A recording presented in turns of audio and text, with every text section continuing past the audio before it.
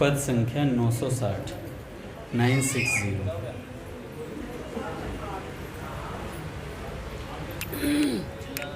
प्रेम से बोले श्री भाई जी बाबा की,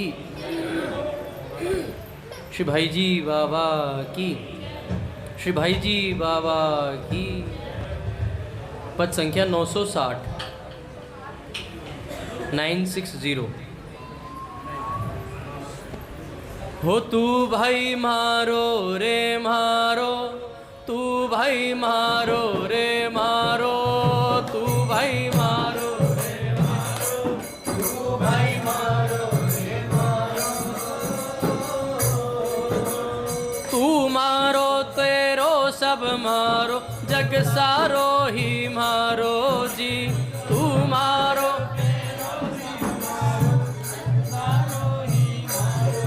भाई मारो रे मारो, तू भाई मारो रे मारो, तू भाई मारो रे मारो, तू भाई मारो। जय हो ना।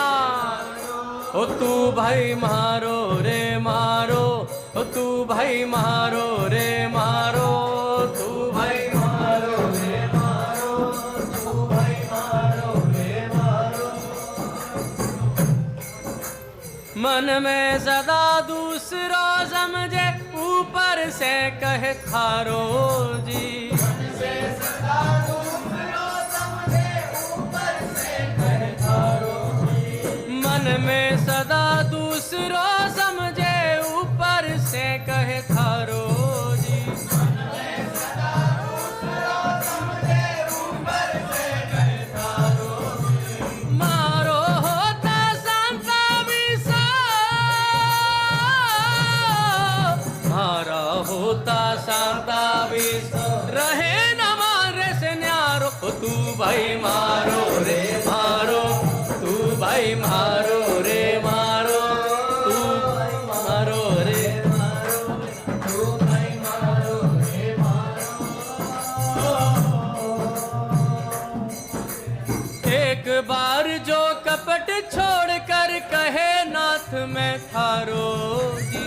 एक बार जो कपट छोड़ कर कहे नाथ में थारो जी। एक बार जो कपट छोड़ कर कहे नाथ में थारो जी। एक बार जो कपट छोड़ कर कहे नाथ में थारो जी। सो मारे सगला पुत्रा में,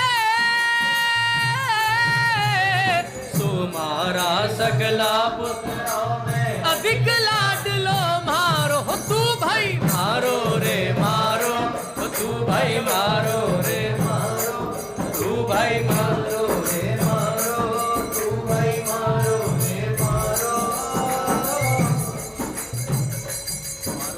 सदा पात की सदा कुकर्मी, विषया में मतवारों में।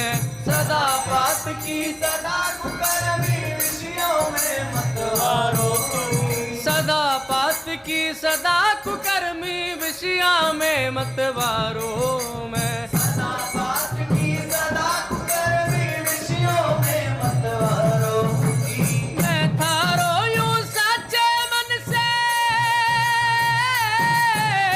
मैं थारो यूं सच्चे मन से कहता ही हो मारो। तू भाई मारो रे मारो, तू भाई मारो रे मारो, तू भाई मारो रे मारो, तू भाई मारो रे मारो। झटपट पुण्यवान सो होवे, पापा से छुटकारो। झटपट पुण्यवान सो होवे, पापा से छुटकारो। श्री ठाकुर जी कहते हैं, सन्मुख होई जीव मोहि जब ही, जन्म कोटि अग नासहि तब ही। ये नहीं कह रहे भजन करने से केवल सन्मुख हो जाएगा ना तो कोटि जन्मों के उसके जो अघन है पाप है वो नाश हो जाएंगे। अभी ये कहा ही नहीं भजन करने से, केवल सन्मुख होने की बात कह रहे हैं सरकार। कितनी सुंदर बात है। उनसे प्रार्थना है हमें अपने सम्मुख करें महाराज। झटपट पुण्यवान सो होवे, पापा से छुटकारो जी। झटपट पुण्यवान सो होवे पापा से छुटकारो जी। ओ झटपट पुण्यवान सोवे पापा से छुटकारो जी। झटपट पुण्यवान सो होवे पापा से छुटकारो जी। मारो मारी गोद बिराजे ओ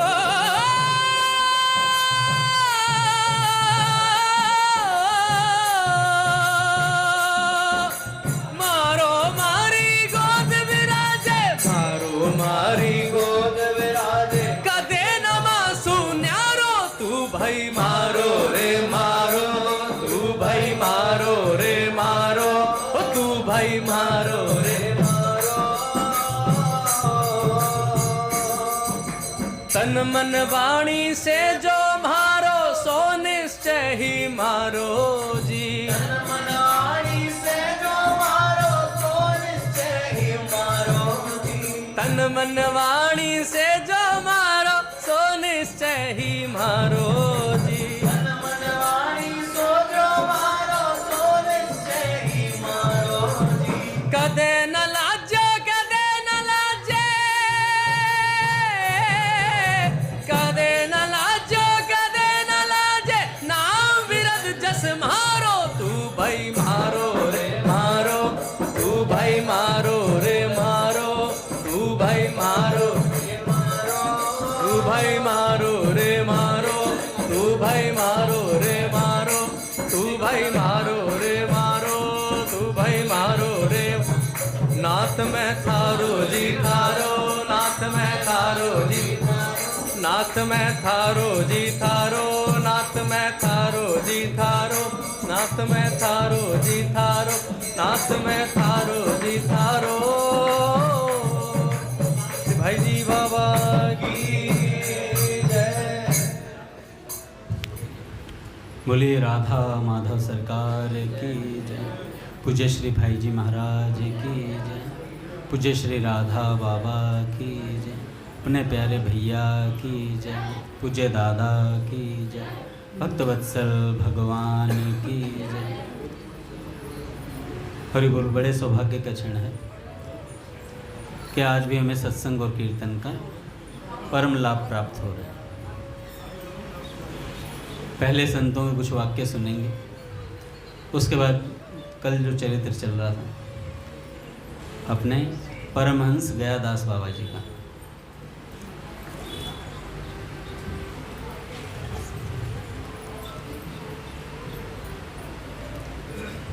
हमारे कैलाश प्रभु बैठे हुए हैं। संडे को 7:30 आना है, ठीक है ना? संडे को छुट्टी होती है तेरी ट्यूशन की। तुझे तो डेली टाइम पे आना है।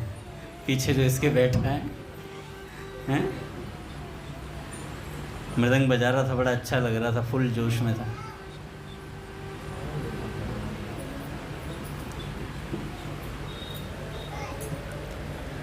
पहले ठाकुर जी का कुछ वचनामृत सुनते हैं, पूज्य घनश्याम दास ठाकुर जी का। पूज्य ठाकुर जी कहते हैं, मन में किसी के प्रति न आकर्षण ही होना चाहिए, न उपेक्षा ही होनी चाहिए। मन में किसी के प्रति न आकर्षण ही होना चाहिए और न उपेक्षा ही होनी चाहिए। सब में, सब प्राणी पदार्थ में वे अपने परम श्री कृष्ण ही तो अभिव्यक्त हो रहे हैं।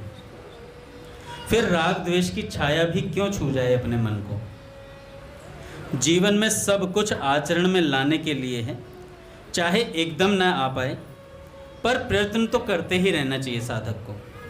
देखो, ये पूज्य घनश्याम दास ठाकुर जी के वाक्य हैं, जो पूज्य बाबा और बाबूजी के परिकर रहे और हमेशा साधनरत रहे, सिद्ध अवस्था प्राप्त होने पर भी साधनरत रहे, और महापुरुषों के अनुगत्य में रहकर कैसा जीवन होना चाहिए वो इन्होंने प्रस्तुत किया है। कि इतने बड़े बड़े महापुरुष होने पर भी नित्य निरंतर नाम जप, सत्संग, संतों की सेवा, यही इनका जीवन था। पूज्य घनश्याम दास ठाकुर जी कहते हैं कि साधक को प्रयत्न करते रहना चाहिए अच्छे आचरण अपने में लाने के लिए। कृपा दृष्टि की वृष्टि हुई कि काम बना।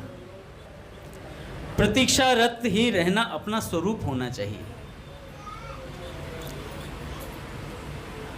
रघुवंशी प्रभु, प्रतीक्षारत रहना ही अपना स्वरूप होना चाहिए।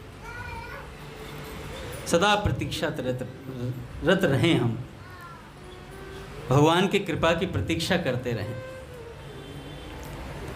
बीमारी में या तो भगवत चिंतन में रहो या इस भाव में रहो कि मैं तप कर रहा हूँ, या इस भाव में रहो।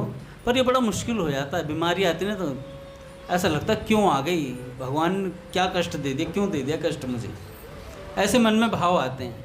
पर संतों ने विलक्षण बात रखी है, चाहे हम मन से ना मान पाए पर एक बार भी अगर संत की बात उस समय याद आ गई, काम हो गया अपना। हम बीमार हैं, कोई बहुत तेज बीमारी हो रखी है हमें, और हमारे मन में आ गया कि यार 104 डिग्री बुखार है, पर बाबा ने कहा था तप है ये भी, अगर याद भी आ गई ना बात, बहुत बड़ी बात हो जाएगी, बहुत बड़ी बात। फिर हम मन से माने ना माने तप हो गया हमारा, क्योंकि हमारे उस समय संत की बात याद आ गई। बीमारी में या तो भगवत चिंतन में रहो या इस भाव में रहो कि मैं तप कर रहा हूँ। प्रतिक्षण तृष्णा बढ़ रही है और आयु घट रही है भैया, इसलिए सावधान हो जाओ। मन में दुख होना चाहिए कि जीवन भगवत उन्मुखी क्यों नहीं हो रहा है, विषय दुखदायी क्यों नहीं प्रतीत हो रहे हैं। अभी विषय बड़े अच्छे लगते हैं, प्यारे लगते हैं। इसके लिए भगवान से प्रार्थना करनी चाहिए कि आप ही कृपा करें, हमसे भजन करवा लीजिए। भगवान से प्रार्थना करें कि हे नाथ आप हमसे भजन करवा लीजिए। कुविचार आए तो टाल जाओ, विषय संपर्क से दूर रहो, यथासंभव उनसे बचो। भैया विषयों से लड़ना संभव नहीं है, बस टाल जाओ और संयम रखो, टाल जाओ और संयम रखो। कोई बीमारी को ख़त्म नहीं हो सकता, ये डायबिटीज़ एक तरीके की, ये जो विषय वासना है ये डायबिटीज़ है, इन्हें कंट्रोल में रखा जा सकता है। सत्संग की मेडिसिन ले रखी, जिसके पास सत्संग की मेडिसिन है वो इन्हें कंट्रोल में रख सकता है। ख़त्म नहीं होती, ख़त्म तो जब तक प्रभु नहीं मिल जाते तब तक नहीं होती, जब तक भगवान नहीं मिल जाएंगे। इसलिए क्या करें, सत्संग और कीर्तन की मेडिसिन लेते रहें। खुला छोड़ दोगे, कहोगे नहीं आन दे मिठाई आन दे, डायबिटीज है तो क्या हो गया, थोड़े दिनों में निपट लोगे, है ना। तो ठाकुर जी कहते हैं संयम रखो, टाल जाओ। एक मन एक बार में एक ही कार्य कर सकता है, दो जगह मन को फंसाने से कोई कार्य सिद्ध नहीं होता। एक दिग्विजयी पंडित श्री हरिवंश महाप्रभु से शास्त्रार्थ करने आए। महाप्रभु जी उस समय खिचड़ी का भोग बने। ये कौन थे? श्री हरिराम व्यास जी महाराज आए, कुछ प्रश्न पूछने आए थे। श्री हरिवंश महाप्रभु खिचड़ी बना रहे थे ठाकुर जी का, तो प्रश्न पूछने आए थे, वो अपना बिजी रहे उसमें। उसके बाद जब सारा भोग वगैरह बना लिया फिर आकर के बैठे, तो हरिराम व्यास जी ने पूछा, महाराज जी आप काम करते करते भी तो मुझसे बात कर सकते थे। तो उन्होंने कहा, यह जो एक मन बहुत ठोर करी कहीं कोने सच पाए। तो भैया एक समय पर एक ही काम होगा, या तो ठाकुर जी यह बातचीत होगी तुमसे। तो ठाकुर जी का सेवा उन्होंने करी, फिर उसके बाद बात पूछी, क्या बात है। मानव जन्म मिला है अकारण कृपा से, उन्होंने अपने आप से मिलाने के लिए ही इसे प्रदान किया है। भगवान हमसे मिलना चाहते हैं, इसलिए उन्होंने हमें मनुष्य जन्म दे दिया इस बार, नहीं तो ये काम होता ही नहीं भैया। और जब हो गया, मनुष्य जन्म मिल गया है, तो बाजी चौसर की लगी, पौ पे अटकी जाए, और जे अब के पौना पड़ी तो फिर 84 आए। हम मजाक मजाक में कहता देते हैं, अरे यार देख लेंगे क्या होगा, हजारों तो लोग जी रहे हैं, हजारों ही पिट रहे होंगे वहाँ। जिन हजारों के तुम उदाहरण ले रहे हो वो पिट रहे होंगे वहाँ पर, और तुम कहोगे यार इन हजारों के चक्कर में मैं भी यहाँ आ गया।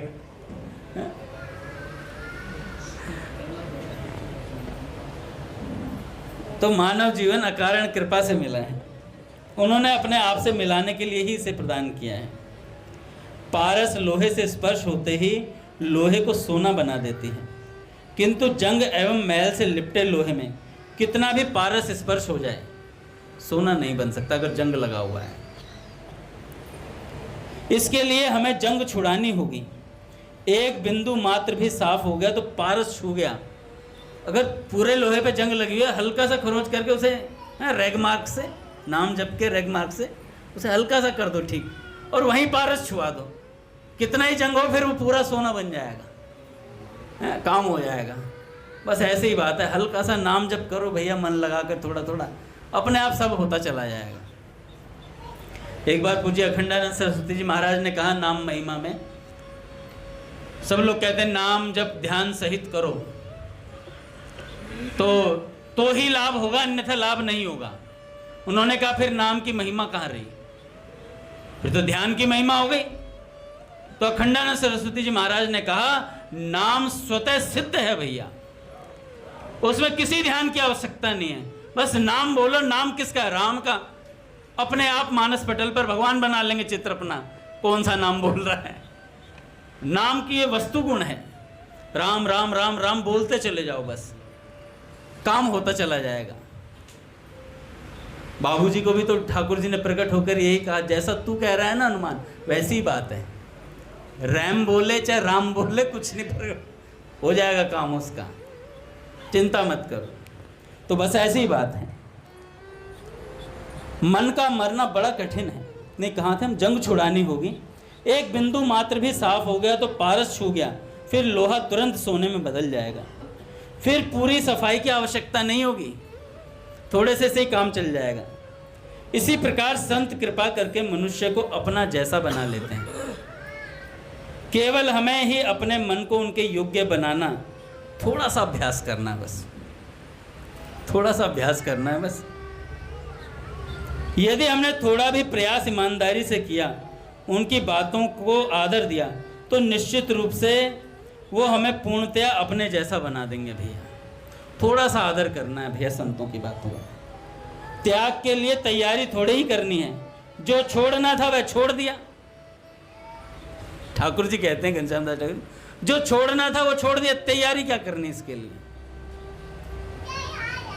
किसी से क्या पूछना कि क्या छोड़ना है, जो ठाकुर को पसंद नहीं वो छोड़ देना है, हो गया काम। मन का मारना बड़ा ही कठिन है, इसलिए मन को मारो मत, उसे मोड़ दो थोड़ा सा।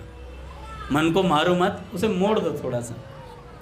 ऐसे ही विषयों में आविष्ट चित्त को भगवान के नाम में, महिमा में, रूप माधुरी में लगा दो बस।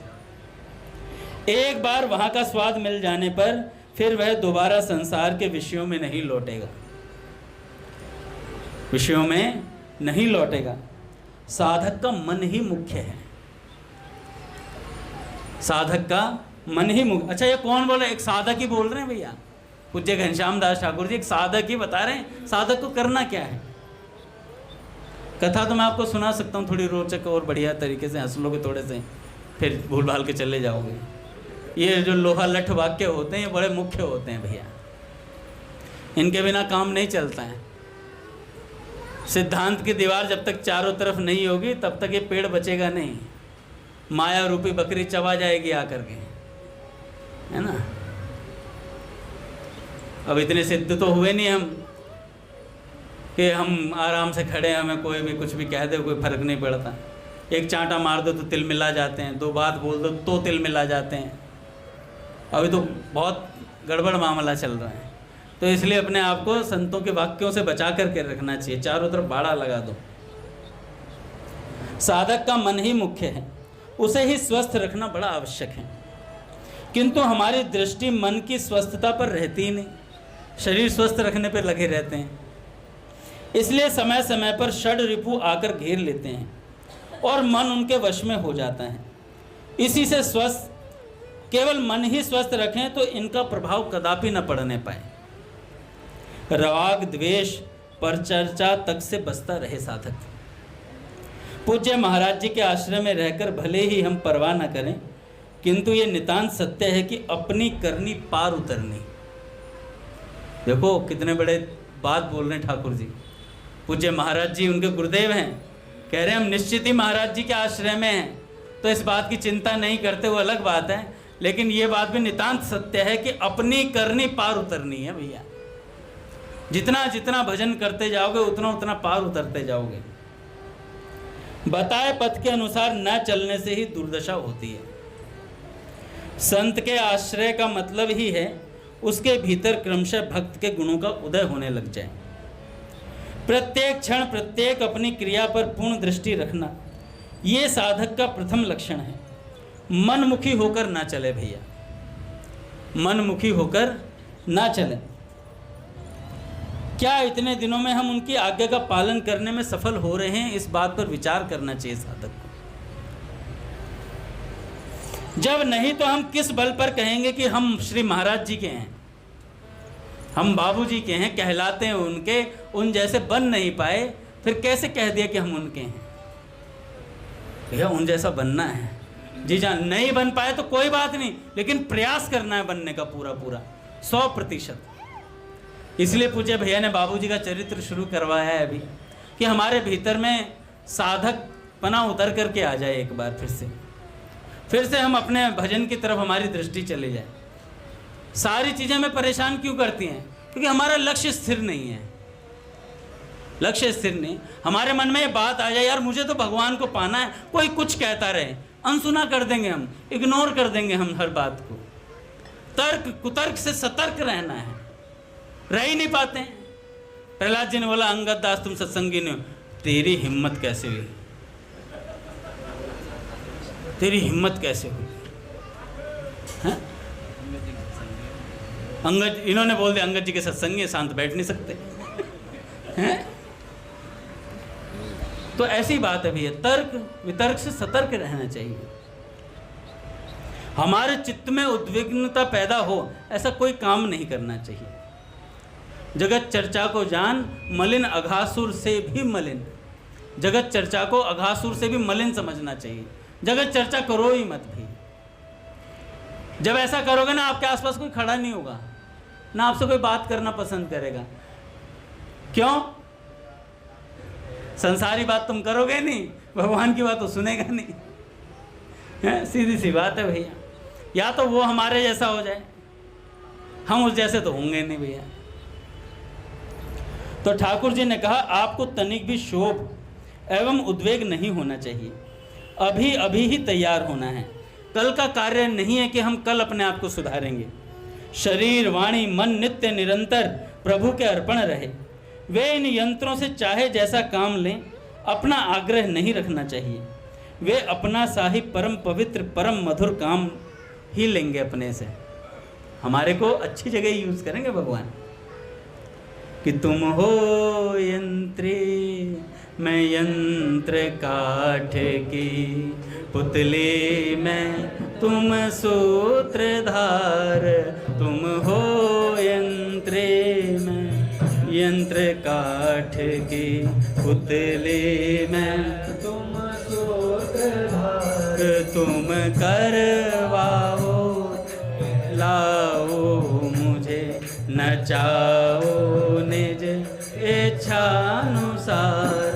इतना मैं जो यह बोल गई तुम जान रहे हैं कहाँ कौन।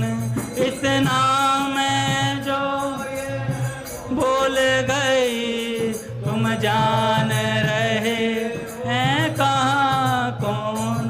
तुम ही बोले भर सुर मुझ में मुखरा से मैं तो शून्य मौन।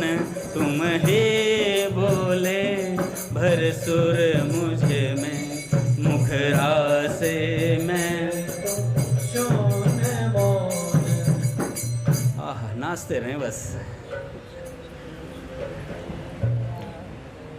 वे नियंत्रणों से चाहे जैसा काम लें, बस अपने तो देखते ही रह जाएं कि मेरे जीवन धन मेरे हृदय रमण कितने सुखी हो रहे हैं भैया। मुझ जैसे को इस्तेमाल करके भगवान को कैसी प्रसन्नता हो रही है। रुचि तुम्हारी मेरी रुचि हो, बाबूजी का पद है। रुचि तुम्हारी मेरी रुचि हो, चाह तुम्हारी मेरी चाह। पवन प्रभु जी, चाह तुम्हारी मेरी चाह, हो चाहे प्रतिकूल सर्वथा, इसकी ना प्यारे कुछ परवाह। इसकी ना प्यारे। अच्छा, प्रतिकूल परिस्थिति आए तो क्या करेंगे? प्रतिकूल परिस्थिति आएगी तो क्या करेंगे? हम बिफर जाते हैं। बिफरना स्वाभाविक है, बिफरना स्वाभाविक है भैया। अगर परिस्थिति आई, हमारा इतना संत तो हुए नहीं अभी, हम क्या साधारण मानव बिफर गए तो क्या हो गया? परिस्थिति प्रतिकूल आ गई एकदम, हमारे अनुकूल कुछ नहीं चल रहा है। नाथ से कहो, नाथ प्रतिकूल परिस्थिति है, दोष आप पर ही मंडूंगा क्योंकि मैं साधारण जीव हूँ। अब आप देख लो क्या करना है, अब आप देख लो क्या करना है। भगवान कहेंगे तू चिंता मत कर, मैं रख लूँगा, तेरे जी की रख दूँगा, मैं तेरे जी की रख दूँगा। पूज्य बाबा कहते हैं, देखो पूज्य बाबा बता रहे हैं, पूज्य बाबा कहते हैं कि प्रतिकूलता भी दिखे और प्रेमी भी बना रहे। कठिन बात है, प्रतिकूलता भी दिखे। कौन है जो सुरीले स्वर में गा रहा है? आहा, हमारे गौरांग प्रभु की सुपुत्री है, पद रत्नाकर गाने का अभ्यास कर रही है।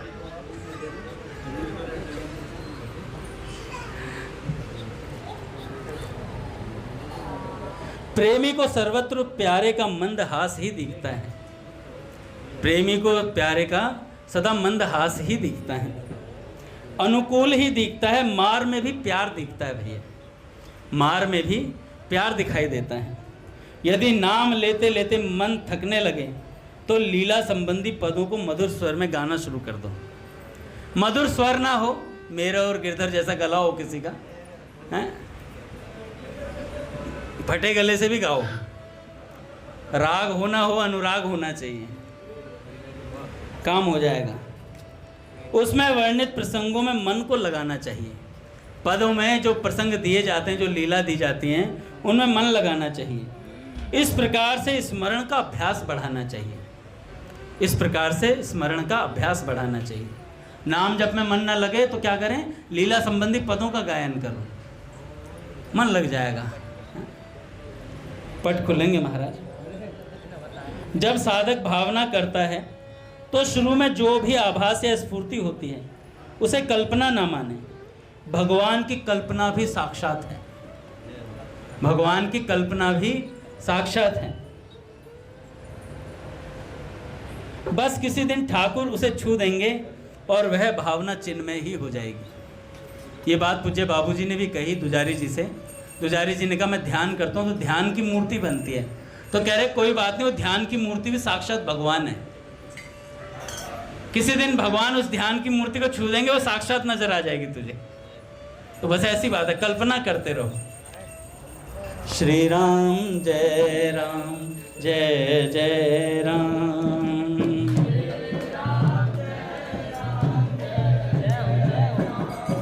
श्री राम जय राम, जय जय राम।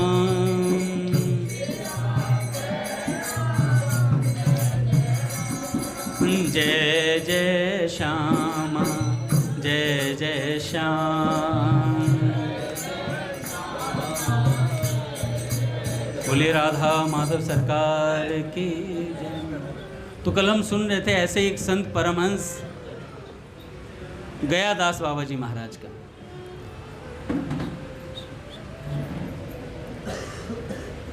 गांव में मार खाकर वो बेहोश हो गए। दो जनों ने उन्हें पीट दिया था, दो भाई आपस में लड़ रहे थे, तो उन्हें कहने लगे थे भाई तू सीताराम सीताराम बोल। उनका मूड वैसे ख़राब था तो उन्होंने कहा पहले इसे ही लेते हैं। तो गयादास बाबा जी को खूब पीटा, अच्छे से पिटाई कर दी, बेहोश हो गए महाराज। गांव वाले उन्हें उठाकर ले गए, ले जाकर के एक वट वृक्ष के नीचे जहाँ पर पहले से किसी संत की समाधि थी वहाँ ले गए। वहाँ जाकर उनका मन खूब लगा भैया, खूब भजन करने लगे। एक दिन बाढ़ आई, बाढ़ में बह गए। वहाँ के राजा को गांव वालों ने बोला भैया एक संत थे वो बह गए हैं, उन्हें निकलवाओ जरा। तो तैरते हुए जा रहे थे, उन्हें नाव में बिठा करके लाए उल्टे, और कहने लगे भैया हम तो वहीं भजन करेंगे जहाँ बाढ़ आई थी। कह रहे बाबा वहाँ बार बार बाढ़ आती रही। कह रहे कोई बात नहीं। तो गाँव वालों ने बड़ा सा ऊँचा सा एक मचान टाइप का इस तरीके से बनवा दिया और वहीं पर बाबा भजन करने लगे अच्छे से। अब उनके सेवक थे हजारी लाल लाला जी। लाला हजारी लाल नामक एक भक्त उनकी सेवा करता था। अच्छा, बाबा रोटियां स्वयं बनाते थे, आटा मंगवा लेते थे उससे, लगा दे आटा, रोटी मैं बनाऊंगा पर। अच्छा, दाल क्या होती, दाल में ना कड़छी नहीं डालते थे, अपने हाथ से घुमाते थे। परमहंसदास बाबा जी क्या करते, उसे बार बार गर्म होती रहती और उसमें हाथ, इतनी गर्म हो जाती तब भी हाथ घुमाते उसमें अच्छे से और फिर उसके बाद जब बन जाती रोटियां, रोटी बना लेते, दाल रख लेते, थाली में लगा देते, थाली में लगा देते। उसके बाद देख देख करके उसे, रोटी को देखते हैं, हजारी लाल जी को खड़ा कर देते, रोटी को देखते रहते यूं घूर घूर के। हजारी लाल भी देखता रहता, हजारी लाल की तरफ देखते ही हूं, कह रहे बाबा खा लो, बहुत देर हो गई, भूख तो मुझे भी लग रही है। तो बताते कि माँ जगदम्बा ने 2 रोटियां उठा ली इसमें से, एक ही लेगी पर। उसके बाद फिर देखते हैं हजारी लाल की तरफ, 2 हनुमान जी ने उठा लिए। महाराज ऐसे सारे देवी देवता आते, शंकर भगवान आते, सब उठा उठा के रोटियां एक एक ले लेते। तो कहते हजारी लाल से, हजारी लाल सब भगवान आते हैं अपने यहाँ पर प्रसाद पाने के लिए। कई बार तो ऐसा हुआ जब इनका स्वास्थ्य लास्ट में खराब होता है तो सबके घरों से आती थी रोटियां। कई लोग कह तो देते हैं कि हाँ भैया हम सेवा देंगे, पर कई मन में सोच के देते हैं, रोटी भिजवा तो देते थे पर मन में भाव नहीं रहता था। तो जिस दिन भाव नहीं रहता था उस दिन परमहंसदास बाबा बुला लेते थे, बेटा ये मैं ही नहीं खाता हूँ, शंकर भगवान हनुमान जी वगैरह सब पाते हैं इसमें से, ठीक है ना, तो भाव से बनाया कर, नहीं है भाव तो मना कर दे, अपने पास व्यवस्था बहुत है, घर जा अपने पर मुंह मुसा के और इस तरीके से मत बनाया कर यार। मैं कुछ नहीं कहूँगा, हनुमान जी अपने आप निपट लेंगे। तो कहते कई बार क्या होता, कोई पूछता ना उनसे कि भैया क्या करें, साधक लोग पूछ लेते हैं महाराज जी क्या करें भजन में, तो कहते भैया मैंने तो जीवन भर केवल सीताराम किया है, तू भी सीताराम कर, सीताराम से ही परमहंसदास बाबा हो गया हूँ मैं तू भी सीताराम किया कर। अब क्या हुआ, अच्छा क्यों हुआ ऐसा, उन्होंने पूरा जीवन ब्रह्मचर्य से जिया और ईमानदारी से भजन किया। देखो भजन में ईमानदारी बहुत आवश्यक होती है, ईमानदारी नहीं होगी ना तो फिर हम 50 साल भी भजन करते रहेंगे ना, एक ही प्रश्न रहेगा, कुछ अनुभव नहीं हो रहा है। तो भीतर से उधर से संत जन कहेंगे ईमानदारी नहीं थी बच्चा, और सच बोल देंगे ईमानदारी नहीं थी तो बिलबिला जाएंगे, हमारी मालाएं खराब गई। किसने कहा खराब गई, अभी भी सत्संग में खड़ा है तो इसीलिए खड़ा कि माला करी है तूने, नहीं तो यहाँ खड़ा होने लायक नहीं है। ऐसी हालत है हम लोगों की। कई बार हमारे मन में आते हम इतने बड़े सत्संगी हैं, इतने बड़े गुरुदेव हैं हम, है ना, 4 दिन हमारे पैर पूजे हैं, कुछ नहीं है। एक बार बिना भैया के कहीं जा कर के देखो, औकात का पता चल जाएगा। शकल भी याद नहीं रखते हैं लोग बाग, और जब भैया जाते हैं तो अरे भैया जी के परिकर हैं, भैया जी के परिकर हैं, अरे ये अंगद दास, अरे ये गिरधारी दास, रघुनाथ दास, और अकेले चले जाएं, बाहर खाना है, यहाँ पर मेन बंदों का प्रसाद है बाहर का, है ना, तो पता चल जाएगा औकात का, है?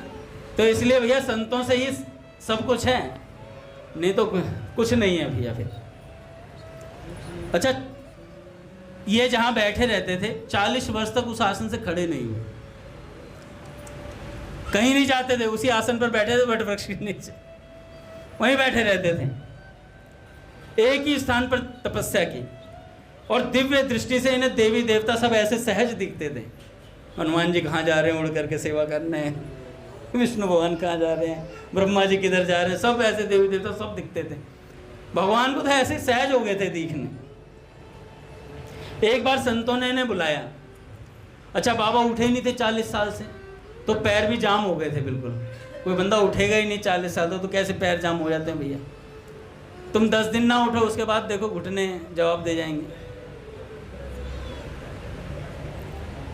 तो संतों ने बुलाया तो उन्होंने पालकी भेजी बाबा के लिए। पालकी में बैठे तो उन्होंने बोला कि बाबा कुछ आशीर्वाद दो। तो उन्होंने कहा भाई देख मेरे पास तो केवल राम नाम है, लेना हो ले। साहब कहते थे सुखी रहते थे, कहते राम नाम है भैया, राम नाम ले ले मेरे से। अब क्या होता कि प्रसिद्धि बढ़ गई धीरे धीरे, किसी से कुछ लेते नहीं थे, लोग बाग अपने आप रख जाते थे। बड़े बड़े सेठ आते, कोई कपड़े दे जाता, कोई पैसे दे जाता, कोई खाने पीने का सामान दे जाता, तो अपने उसमें वटवृक्ष के चारों तरफ ऐसे सामान रखे रखते थे। कोई खुद तो कुछ इस्तेमाल करते नहीं थे। गरीब जन आते थे तो कहते भैया जो आवश्यकता वो ले ले, और आवश्यकता से अधिक लेना मत, वरना भगवान सब निकलवा लेंगे, ईमानदारी तुम्हारी है। ये बात बोल देते थे। हाँ, जैसे आए और महाराज मतलब 500 के नोट पड़े हैं, 10-15 चाहिए थे, 500 रुपये उठा लिए, सारे इकट्ठे कर लिए। तो बाबा पहले कह देते थे भाई ईमानदारी तेरी है, उठा तो रहा है तू, बाकी भगवान देख लें। वो भय के मारे वैसे कांप जाता बाबा जब ऐसी बात बोलते। बाबा कहते थे जिनके घर से प्रेम से भोजन बनकर आ जाए तो ठीक है, नहीं तो भैया मत बनाना, हमें आवश्यकता नहीं है, बतेरी व्यवस्था है ठाकुर जी की। उनके मल मूत्र में भी दुर्गंध नहीं है आती थी भैया, ऐसी स्थिति हो गई थी। परमहंस हो गए तो समझ लो भैया स्थिति ऐसी हो जाती है। वो याद है ना आप लोगों को, अरे वो कौन से बाबा थे, वो योगी थे तैलंग स्वामी, उनके भी मल मूत्र से खुशबू ही आती थी। अलग कहानी है उनकी विलक्षण। जज साहब को उन्होंने दे दिया था प्रसाद निकाल के, उनके लिए कंकर में शंकर था भाई। ऐसे थे तेलंग स्वामी जी, वो साक्षात शंकर स्वरूप थे भैया, विलक्षण सिद्ध महात्मा हुए। गिरधारी ने मुझे कहा कि अंगद जी आप हिमालय के योगी पढ़ो, तो मैंने पहला चरित्र पढ़ा। मैंने कहा पहले खुद पढ़ूंगा पूरी पुस्तक, बाद में देखेंगे रिकॉर्डिंग। तो पहला ही उनका पढ़ा जो भैया ने सुनाया था। अभी सर्वानंद का सुनाया था ना, जो योगी थे, माँ ने फिर उनके गुरु ही उनके वो बन करके आ गए थे। अभी सुनाया था उसमें गुरु पूर्णिमा पे। हाँ, तो बड़ा सुंदर चरित्र है वो भी। एक से एक भैया सिद्ध संत हुए हैं, एक से एक भजनानंदी हुए हैं। इनको सुन सुन करके प्रेरणा लेते रहो मन में कि भजन करना है, भजन करना है। दिव्य लीला और आनंद में रहने लगे अंत समय में। कहते रास हो रहा है, राधा कृष्ण गोपियों के संग नाच रहे हैं और सब देवी देवता ताली बजा रहे हैं ऊपर से, खुद भी हंसते, ताली बजाते, नाचते गाते। और वो हजारी लाल देखता रहता ये हंस क्यों रहे हैं। तो हजारी लाल से कहते बाबले रास चल लो है, देवी देवता देख रहे हैं, ताली बजा रहे हैं, आनंद में मग्न हो रहे हैं। तो ऐसी स्थिति हो गई थी। और जो इनके परिवार के थे, क्या हुआ, परिवार को लगता था कि बाबा मर गए हैं, परमहंस दास बाबा ये मर गए हैं, अब रहे नहीं, इनका शरीर नहीं है। तो क्या हुआ, जो इनके भाई के लड़के थे उन्होंने क्या किया, इनके जब भाई गए तो उनके साथ ही परमहंस दास बाबा का भी 13वीं और वो जो करवाते हैं ना श्राद्ध उराद सब निपटवा दिया, भंडारा भी करवा दिया। अब बाबा जिंदा है, बाबा जिंदा थे। अब क्या हुआ, कई साल बाद स्वप्न में भाई के बेटे के स्वप्न में गए, कहे सारे श्राद्ध उराद सब करवाए दियो, हम तो जिंदा है, हम तो जिंदा है, अभी लड्डू वड्डू सब बंटवा दिए तूने तो। कह रहे बाबा हो कहाँ, तो बाबा ने एड्रेस दिया, भैया वहाँ वटवृक्ष के नीचे। वटवृक्ष के नीचे बैठे। तब वो गए वापस और जाकर देखा तो बाबा जीवित हैं। क्षमा मांगी, हाथ पैर जोड़े, बाबा ने उन्हें क्षमा करते हुए भक्ति का उपदेश दिया भैया। और 125 वर्ष की आयु में जाकर के शरीर का त्याग किया। ऐसे सिद्ध महात्मा थे। आज भी वहाँ भजन कीर्तन पूजा होते हैं। और नाम था इनका परमहंस गयादास जी महाराज, और इनका स्मरण करते हैं सब लोग। एक बड़ा सुंदर चरित्र और सुनाता हूँ।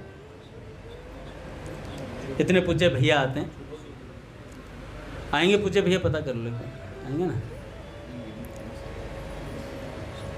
संत जन कहते हैं जिसके ललाट पर मृत्यु ये 2 अक्षर निश्चित मरण लिखे हैं, वह समस्त क्लेश देने वाले पाप कैसे करता है।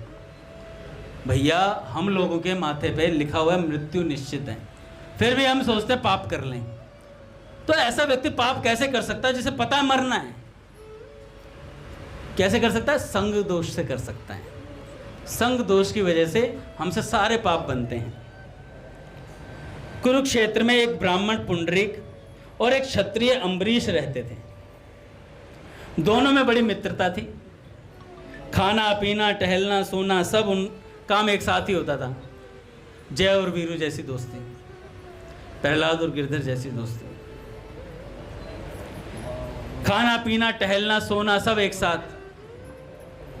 दोनों युवक थे, नई उम्र थी, घुंघराले केस थे। गिरधर के कोई से भी लगा लो। दोनों युवक थे, दोनों स्वतंत्र थे, परम स्वतंत्र, ना सिर पर कोई। पास में पैसा था, थार में चलते थे। अब भैया पैसा हो और कुसंग ना आए, ऐसा हो नहीं सकता। कुसंग में पड़ गए। पैसे से महाराज जी कहते हैं, पूज्य मलुकपीठ सरकार भी कहते हैं, 15 दोस्त तो स्वतः आते हैं, फिर उन दोस्तों को दूर करने के लिए हमें दान देना पड़ता है, सब चीज करनी पड़ती है। समझ लो 500 का नोट कहीं पड़ा मिल गया तो उसमें 15 दोस्त फ्री में आ रहे हैं। मतलब 515 हैं, 500 नहीं है वो, 515 हैं। तो दोनों को कुसंग में पड़ गए। अब देव पूजन संध्या तर्पण सब छूट गया उनका, पढ़ना लिखना तो सब छूट गया और वे कुमार्ग में लग गए। वैश्या और मदिरा उन्हें प्रिय हो गई। अब ये दोनों नहीं थे, वो वही थे, पुंडरीक और अम्बरीश। धर्म और परलोक का स्वप्न भी उन्हें ध्यान नहीं रहा दोनों को। पाप में आधी उम्र बीतते बीतते दोनों का धन नष्ट हो गया सारा। वैश्या और शराब के चक्कर में घर द्वार सब नीलाम हो गए भैया। मांगने पर एक पैसा भी मिलना कठिन हो गया। बड़ी बुरी हालत हो गई। उनके चरित्रहीन मित्रों ने साथ छोड़ दिया। जो ये कहते थे ना, अबे थोड़ा सा ले ले एप्पल जूस, सर दर्द ठीक हो जाएगा, पेट के कीड़े मर जाएंगे, उनके कीड़े मर गए। है ना, सब दोस्तों ने साथ छोड़ दिया। वैश्या ने धक्के देकर दरिद्रों को अपने घर से निकाल दिया, क्योंकि पहले धन था, अब दरिद्र हो गए। समाज में कोई उनसे बोलना तक नहीं चाहता था भैया, ऐसी हालत हो गई। अत्यंत दुखी होकर दोनों ने अपनी जन्मभूमि का त्याग किया। उन्हें अब अपने कर्मों पर बड़ा पश्चाताप हो रहा था। भटकते हुए दोनों एक यज्ञ मंडप के पास पहुंचे। पश्चाताप से उनके पाप कुछ घट गए थे। हृदय में सच्चा पश्चाताप होता है ना, तो तत्काल पाप घटने शुरू हो जाते हैं। पूर्व जन्म के किसी पुण्य का उदय हुआ है। ऋषियों की वेद ध्वनि कान में पड़ी तो दोनों को यज्ञ दर्शन की इच्छा हुई भैया। वे यज्ञशाला में गए। यज्ञ दर्शन से उनका चित्त और शुद्ध हुआ। उनमें पश्चाताप विशेष वेग से जागा। उनका हृदय दुखित पीड़ित होने लगा। हमने जो भयंकर पाप किए हैं वे कैसे नष्ट होंगे। सत्संग यही करता है भैया, संतों का संग यही करता है, हमें जागृति देता है कि हमारे द्वारा क्या पाप बने, हम क्या गलत कर रहे हैं। नहीं तो पता ही नहीं चलता है साधक को। सत्संग में तो आईना दिखाया जाता है, जब भैया बढ़िया बढ़िया बात बताते हैं, समझाते हैं, तब पता चलता है अच्छा मैं यहाँ गलत था। नहीं तो गलत सही समझ में ही नहीं आता। क्या, क्यों और कैसे, ये साधक को सत्संग से पता चलता है, तब फिर वो सुधरता है भैया। नहीं तो घर बैठे रहकर भजन करने वालों को भी देखा है, बहुत प्रपंच में पड़ जाते हैं। इसलिए सत्संग आवश्यक है। संतों की बात सामने बैठ करके सुननी चाहिए। अच्छा, उनमें पश्चाताप का विशेष वेग आ गया। उनका हृदय दुखित और पीड़ित होने लगा और मन से सोचने लगे, हमने जो भयंकर पाप किए वे कैसे नष्ट होंगे, हमारे उद्धार का रास्ता कैसे निकलेगा। उन्होंने सोचा कि ब्राह्मण बड़े दयालु होते हैं, अतः अवश्य ये ऋषिगण हम पर कृपा करके कोई उपाय बताएंगे जरूर। दोनों मित्र ऋषियों के पास जाकर उनके चरणों पर गिर पड़े। फूट फूट कर रोते हुए अपने पापों का वर्णन करके उनसे छूटने का उपाय पूछने लगे। पाप और पुण्य दोनों ही ऐसे हैं कि वर्णन करने से इनका क्षय होता है। जब कोई गलती हो जाए ना, जाकर गुरुदेव के समक्ष प्रस्तुत कर दो कि गुरुदेव ये गलती हो गई, अब आप बताओ क्या करें, और जैसा वो कहें फिर वो वैसा कर लो भैया, तो पाप समाप्त हो जाते हैं। हम क्या करते हैं, अपने पाप तो छुपा लेते हैं और दूसरे के पापों को उजागर कर देते हैं। पता है भैया, गिरधर वहाँ घूम रहा था, आपका चहेता है ना, फिर भैया कहेंगे मेरा है तो मैं सुधार लूँगा, टेंशन क्यों लेता है, राग द्वेषी, घर जा अपने कपटी, अपने आप सुधार लेंगे। ये अपनी अपनी जिम्मेवारी स्वयं की है भैया, है ना, कि हमसे कोई गलती हो जाए तो मैं संतों के समक्ष प्रस्तुत करनी है, उससे जल्दी पापों का क्षय होता है। पाप और पुण्य दोनों ही ऐसे हैं, वर्णन करने से इनका क्षय होता है। वर्णन करने से इन दोनों के पाप और घट गए। दयालु विप्रों ने धैर्य पूर्वक इन दोनों की बातें सुनी, पर इन दोनों के उपयुक्त कोई प्रायश्चित इन्हें सूझा ही नहीं। ब्राह्मणों को कोई उपाय नहीं सूझा।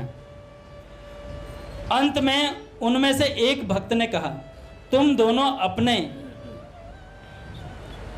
पापों के लिए पश्चाताप कर रहे हो, यह सबसे बड़ा शुभ लक्षण है भैया। तुम अब भगवान की शरण ले लो, जो अपने पिछले पाप किए हैं उनके लिए पश्चाताप करता है, आगे पाप न करने का दृढ़ निश्चय करके भगवान की शरण लेता है और उन सर्वेश्वर के भजन में जीवन बिताता है, उसके सारे पाप नष्ट हो जाते। कौन सा श्लोक है? अपि चेत्सु दुराचारो भजते माम अनन्य भाग साधु रेव स मंतव्य।